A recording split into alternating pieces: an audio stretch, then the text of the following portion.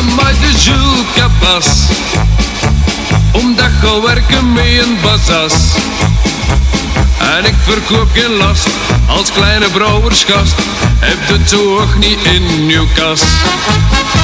Ze noemen mij de Jules Cabas, ik hou van heel veel schuim op het glas. Daarom zeg ik santé, pak er nog eentje mee, als morgen goed niet was. Ik zit met iedereen te klinken, want een lekker pintje drinken is de grootste kwaliteit van Jules Cabas. Ze noemen mij de Jules Cabas, omdat ik ga werken mee een bazas. Maar ieder zijn fatsoen, wat zou ik moeten doen als ik minister was? Kleine Jules Cabas, hij kan den toeg, alle pintjes houdt hij goed in toeg.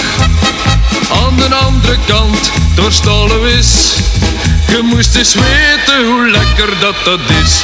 Ze noemen mij de Jules Cabas, omdat ik ga werken mee een bazas. En ik verkoop geen last, als kleine brouwersgast, heb het zo hoog niet in uw kas. Ze noemen mij de Jules Cabas, ik hou van heel veel schuim op het glas. Daarom zeg ik santé, pak er nog eentje mee, als morgen goed niet was. Ik zit met iedereen te klinken, want een lekker pintje drinken is de grootste kwaliteit van Jules Cabas. Ze noemen mij de Jules Cabas, omdat ik ga werken mee een bazas. Maar ieder zijn fatsoen, wat zou ik moeten doen als ik minister was? Kleine Jules Cabas is amusant, hij is bij Louis de beste klant. Zie ze daar staan, het is de bazin, maar als cafébaas vliegt hij er straks wel in.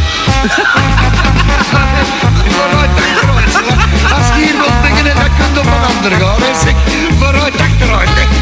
En dan wist ik heb er nog maar een eentje met. Jo, maar eerst betalen, hè, Jules. Komt wel in orde. We gaan nog niet over Hij geld wist spreken. hier ook nog in de kant. Zelf Jules en hier naar mij. Ah, ja, waar hebben we het dukken? Een beetje. Ja, puntje. Maar ja, ik heb het erbij. Dat wil ik hebben. Zit met iedereen te klinken, want een lekker pintje drinken is de grootste kwaliteit van Jules Cabas. Ze noemen mij de Jules Cabas, omdat ik ga werken mee een bazas.